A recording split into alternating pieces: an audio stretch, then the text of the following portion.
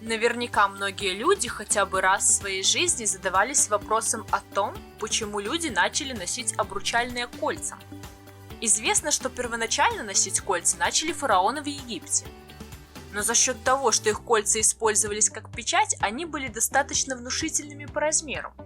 Позднее египтяне начали использовать кольца в качестве украшений. Материал изделия зависел от достатка человека. Зажиточные носили кольца из золота, серебра и бронзы, а менее состоятельные – стеклянные или глиняные. Обмен кольцами, как традиция, также зародился в Древнем Египте. Он свидетельствовал о крепкой, долговечной и неразрушимой любви богов и людей.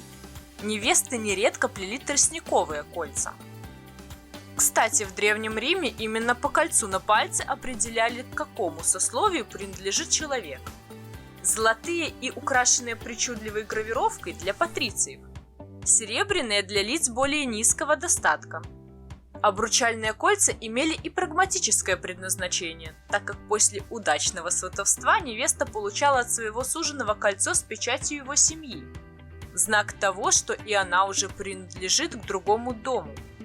Но как обязательный атрибут помолвки обручальные кольца начали использовать в Италии в эпоху Возрождения. Кольца изготавливали из серебра и украшали камнями. В 17 веке в Англии и во Франции в моду вошли различные надписи на обручальных кольцах, стихи, романтические фразы. Особой популярностью пользовались слова «вера» и «надежда». Мода на золотые кольца появилась чуть позже. Но почему обручальные кольца носят именно на безымянном пальце? В древние времена египтяне верили, что через безымянный палец проходит особая вена, ведущая прямо к сердцу.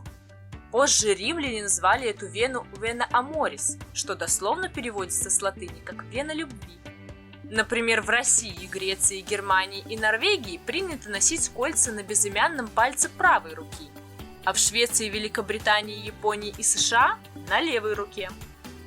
А на традиционных еврейских свадьбах жених чаще всего надевал невесте обручальное кольцо на указательный палец, иногда на средний или большой. Но в наши дни евреи носят обручальные кольца также на безымянном пальце левой руки. Носить или не носить обручальные кольца каждый решает для себя сам.